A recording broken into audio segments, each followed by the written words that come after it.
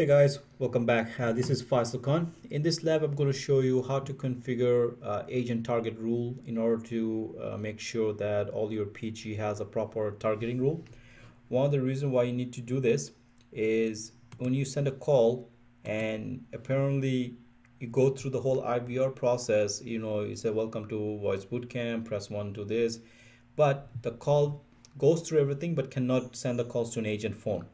So you might get an error message something like this, which says attempt to send calls to agent India PG CUCM Kumar Vijay who has no device target.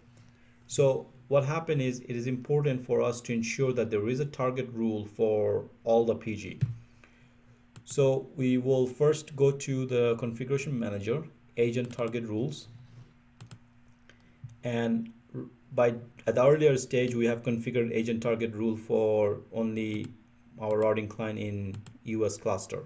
So all we have to do is just going to add the routing client for CVP as well as A and B.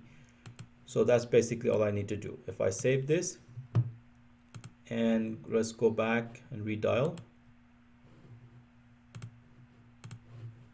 Thank you for calling Cisco Systems. Please 2541. Okay, as you can see, a call came into my agent phone.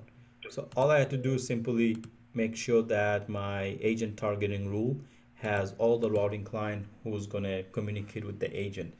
The reason why we need to do that because it is CVP is actually transferring the call to the agent. So we need to make sure that the CVP has permission to do so.